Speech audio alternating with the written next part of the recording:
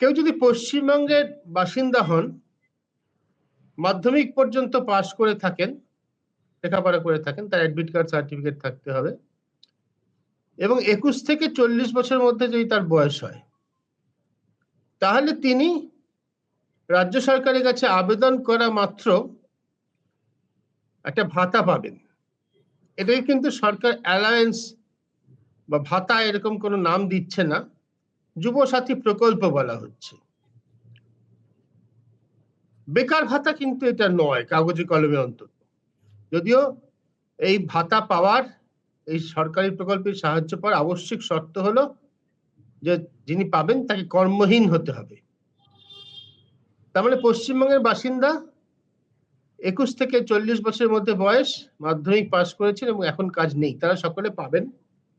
ঘোষিত উদ্দেশ্য হচ্ছে, যেটা পশ্চিমবঙ্গ সরকারের ওয়েবসাইটে রয়েছে, যে কেউ গেলে দেখতে পাবেন, ঘোষিত উদ্দেশ্য হচ্ছে যে বাংলার যুব সমাজকে কাজের জন্য তৈরি করা।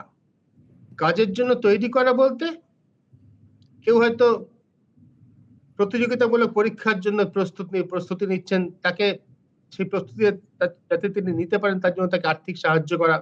কেউ হয়তো কোনো বিশেষ ধরনের প্রশিক্ষণ নিতে চান, কোনো ট্রেনিং নিতে চান, যা তাকে ভবিষ্যতে কাজের জন্য উপযুক্ত করে তুলবে, তার জন্য তাকে সাহায্য করা। কিন্তু বেকার ভাতা নয়, এটা বলা হচ্ছে এটা হচ্ছে ভবিষ্যতে কাজের জন্য বাংলার যুব সমাজকে তৈরি করে তোলা। দেওয়া হবে 21 থেকে 40 বছর পর্যন্ত বয়স্ক, আবারও বললাম, মাধ্যমিক পাস, পশ্চিমবঙ্গের স্থায়ী বাসিন্দা। এছাড়া আর কোনো যোগ্যতার প্রয়োজন হচ্ছে না, তাদের একটা শিবিরে গিয়ে নাম লেখাতে হবে। আমরা এই প্রকল্পের নানা দিক নিয়ে আলোচনা করব। বাংলার কর্মসন্ধানী যুব সমাজ, তারা কি কাজ চান না কাজ না করে ভাতা চান? এ প্রশ্নের উত্তর খুব পরিষ্কার। আমরা সকলেই জানি তারা কাজ চান। যে কোনো কর্মসন্ধানী মানুষ কাজ চান, সম্মানজনক কাজ চান। যা তারা পাচ্ছেন তা বেকার ভাতা নয়, বলা হচ্ছে তাদের পরবর্তীকালে তাদের যাতে কাজ করতে পারেন, কাজের উপযুক্ত হয়ে ওঠেন, তার জন্য সেই ভাতাটা তাদের দেওয়া হচ্ছে। কিন্তু মনে রাখা দরকার, এটা কিন্তু কোনো সময়সীমা নেই। অর্থাৎ একবার নাম লেখানোর পর কতদিন পর্যন্ত তিনি ভাতা পাবেন সেটা কিন্তু কোথাও বলা নেই। যা বলা আছে সেটা হচ্ছে 1 এপ্রিল 2026 থেকে এই প্রকল্প চালু হবে। এখনই আবেদন করতে হবে এবং টাকাটা ডাইরেক্ট বেনিফিট ট্রান্সফার, অর্থাৎ কিনা যিনি টাকা পাবেন, যিনি সাহায্য পাবেন, তার অ্যাকাউন্টে সরাসরি চলে যাবে। এপ্রিল মাসেই সম্ভবত পশ্চিমবঙ্গে ভোটও শুরু হতে যাচ্ছে, সেই মাস থেকেই টাকাও পাবেন পশ্চিমবঙ্গের যে কোনো যুবক যুবতী যারা যদি এতে এনরোল করেন। আমরা যেটা জানতে চাই সেটা হচ্ছে যে এই প্রকল্প পশ্চিমবঙ্গের কর্মসংস্থানের যে চিত্র, তাতে কতটা জরুরি, কতটা সত্যিকারের কর্মসংস্থানে সাহায্য করবে। দ্বিতীয় একটা প্রশ্ন হচ্ছে, সারা রাজ্যে, সারা দেশের তুলনায় আমাদের দেশে আমাদের রাজ্যে পশ্চিমবঙ্গের কর্মসংস্থান আমরা কোথায় দাঁড়িয়ে আছি?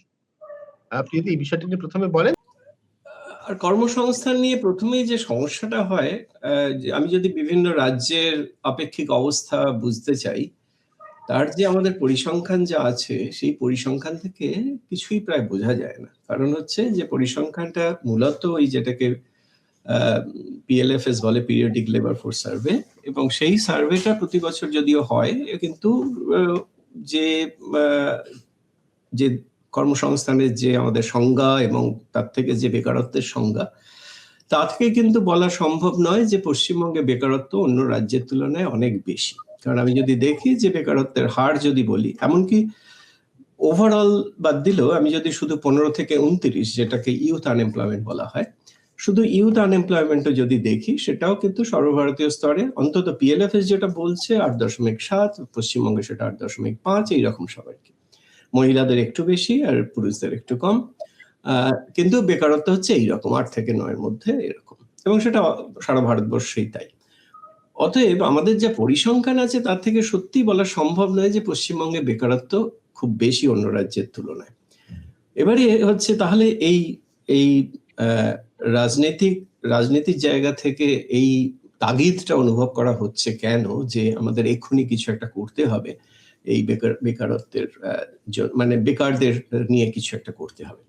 এটা আসলে সব রকমের, নানান রকমের, যে আমরা বলে থাকি নানান ধরনের নগদ দিয়ে নানান রকম কিছুটা সুরাহা করার যে চেষ্টা আর কি, তারই একটা এক্সটেনশন এটাও আর কি। এর আগে আমরা দেখেছি যে যেটা লক্ষ্মীর ভান্ডার, যেটা মহিলাদের ক্ষেত্রে দেওয়া হচ্ছে, এবং সেটারই এক্সটেনশন এটা এইভাবে দেখছি। এর সঙ্গে কিন্তু কর্ম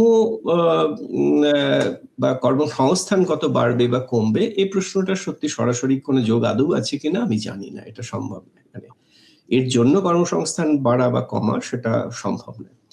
আসলে কর্মসংস্থানের বিষয়টা হচ্ছে একটা লার্জার ইস্যু, যেটা ম্যাক্রো ইস্যু বলা হয়ে থাকে, এবং সেই ম্যাক্রো ইস্যুতে আমরা দেখতে পাচ্ছি যে সারা ভারতবর্ষেই কিন্তু বিনিয়োগের চিত্রটা খুব ভালো নয়, এবং বিনিয়োগটা মানে বিনিয়োগকারী যারা তারা কিন্তু যথেষ্ট বিনিয়োগ করছেন না, এবং সেটা আমরা প্রতি বছর আমরা দেখতে পাচ্ছি যে আমাদের অর্থমন্ত্রীর বাজেট বক্তৃতার মধ্যেও আমরা দেখতে পাচ্ছি যে বারবার উনি বলছেন আমরা তো যা করার সব করছি, কিন্তু আমাদের ইন্ডাস্ট্রি কি করছে, শিল্প কি করছে, তারা তো বিনিয়োগ করছে না। মানে প্রায় যেন হাত জোর করে ইন্ডাস্ট্রিকে বলা হচ্ছে তোমরা বিনিয়োগ করো। এটা আমি ভারতবর্ষের চিত্র কথা বলছি। অর্থাৎ গোটা ভারতবর্ষেই কিন্তু একটা বিনিয়োগজনিত সমস্যা কিন্তু বেশ কয়েক বছর ধরেই চলছে আমাদের, এবং সেটা অর্থনীতিবিদদের ব্যাখ্যায় সেটা হচ্ছে আসলে চাহিদার অভাবের কারণে হচ্ছে, যে বিনিয়োগ করে হবেটা কি, জিনিসপত্র সেভাবে বিক্রি করা সম্ভব হবে না, সেই জন্য তারা বিনিয়োগ অতটা করছে না। ফলে যেটাকে আমরা বলি ক্যাপাসিটি আনইউটিলাইজড, সেটা কিন্তু অনেকটাই বেশি রয়ে যাচ্ছে, এবং সেটা কিন্তু খুব কমাতে পারছি না আমরা। তাহলে প্রশ্নটা যেটা হচ্ছে, এই সর্বভারতীয় পরিপ্রেক্ষিতে আমি যদি এবার রাজ্যের কথা বলি, তাহলে রাজ্যে আমি আমার হাতে যা পরিসংখ্যান আছে তার ভিত্তিতে কিন্তু আমি কিছু বলতে পারছি না। তাহলে অনেকটাই ধারণার ভিত্তিতে বলতে হয়। ধারণার ভিত্তিতে যদি বলি যে যারা যারা একদম নিরক্ষর তাদের মধ্যে কিন্তু বেকারত্ব নেই, থাকে না আর কি সাধারণত, কারণ তারা গ্রামাঞ্চলে তারা কিন্তু কাজ না করলে খেতে পাবে না, সুতরাং কাজ তাদের করতেই হয়, যে কোনো কাজ যা জোটে তাই করতে হয়। সুতরাং এদেরকে কিন্তু আমাদের পরিসংখ্যানের যে আমাদের যেভাবে সংগ্রহ করা হয় তাতে করে এদেরকে কিন্তু বেকার বলে নথিভুক্ত করা হয় না। তাহলে এই ১,৫০০ টাকাটা কাদের জন্য ভাবা হয়েছে? তাহলে এখানে কিন্তু বলা হচ্ছে যে সে কিন্তু আর কোনো কাজ করছে না, কিন্তু এই যে কাজ করছে আর কাজ করছে না এর মধ্যে এইটা না খুবই অস্পষ্ট, কাজ করছে কি করছে না। ধরা যাক আমরা যেটাকে বলি যে ওই মানে সমীক্ষায় যারা নিজেদেরকে সেলফ এমপ্লয়েড বলছে, হয়তো আমার একটা ছোট্ট একটা ফুটপাতের ধারে আমি একটা কিছু বিক্রি করছি, সেটা হয়তো সেলফ এমপ্লয়েড। এবার এ ১,৫০০ টাকা পাবে কি পাবে না, প্রশ্ন হচ্ছে যে সে তো নাম লেখাবে যে ১,৫০০ টাকা, কারণ আমার কাজ নেই বা চাকরি নেই বলে আর কি। কিন্তু আবার আমাদের অফিসিয়াল ডেফিনিশন অনুসারে সে কিন্তু বেকার নয়, সে কিন্তু সেলফ এমপ্লয়েড।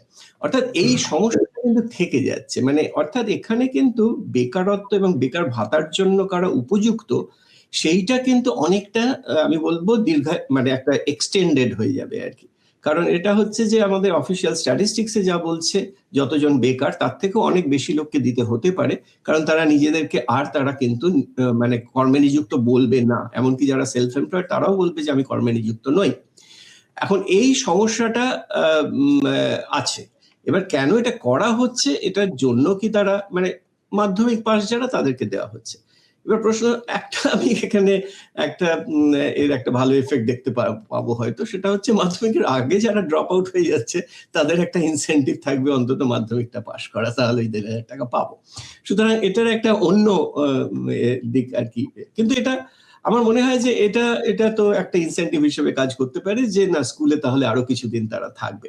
কারণ বিশেষত ছেলেদের স্কুল থেকে বেরিয়ে যাওয়াটা আর্লি অন, মানে মাধ্যমিকের আগেই বেরিয়ে যাওয়াটা পশ্চিমবঙ্গের সর্বোচ্চ, সেটা কিন্তু পরিসংখ্যান থেকেই বলা যাচ্ছে। এটা 2017-18 ন্যাশনাল স্যাম্পল সার্ভে থেকেই বলা যাচ্ছে যে ছেলেদের ড্রপ আউটটা পশ্চিমবঙ্গে কিন্তু অনেক বেশি, মানে তুলনামূলকভাবে অন্য রাজ্যের তুলনায়, মানে দু তিনটি রাজ্যের সঙ্গে একই রকম, ঝাড়খণ্ড এবং এবারে এইটা যে এই ছেলেদের ড্রপ আউটের যে অবস্থাটা, মানে আমি দেখছি অন্য আরেকটি রাজ্যেও 8% যদি আনএমপ্লয়মেন্ট হয়, এখানেও যদি 8% আনএমপ্লয়মেন্ট হয়, আমি সেটার থেকেও আমি বলবো যে যারা আনএমপ্লয়েড বা যারা কোনোভাবে যুক্ত আছে কাজে, তাদের মানব পুঁজির দিকটা কতটা।